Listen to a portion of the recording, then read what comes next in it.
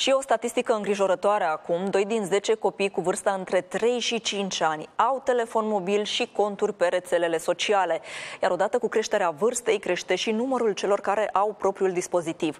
Același studiu mai arată că la categoria de vârstă 8-17 ani, doar unul dintre ei copii a identificat corect o informație care le-a fost prezentată.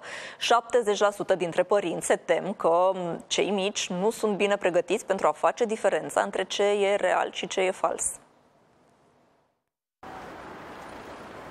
Tocmai ce încercam să termin un test care își propune să mă verifice dacă știu să fac diferența între imaginile create cu inteligența artificială și imaginile reale. Aș vrea să descoperim împreună câți dintre oamenii pe care îi întâlnim își dau seama dacă această imagine este o imagine creată cu inteligența artificială sau dacă este o imagine adevărată.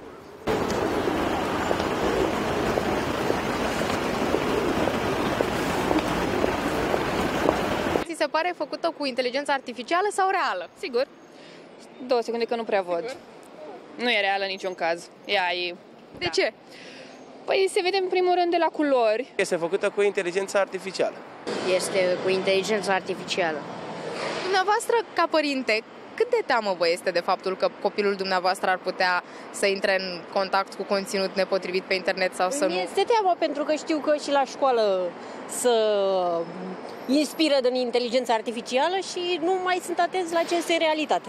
Toți suntem supuși riscului, toate categoriile de vârstă sunt targetate de către atacatorii cibernetici. Avem câteva recomandări de bază. În primul rând să se folosească parole puternice și să nu se accepte cereri de prietenie de la persoane necunoscute, să se evite și distribuirea automată a imaginilor neverificate, să se observe detalii suspecte când vine vorba de imagini pe internet.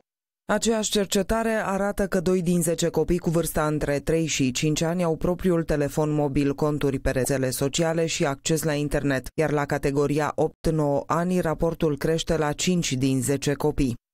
Creierul copiilor nu este dezvoltat, este în formare încă de la naștere, până la vârsta de 21-22 de ani. Copiii sunt expuși imaginilor.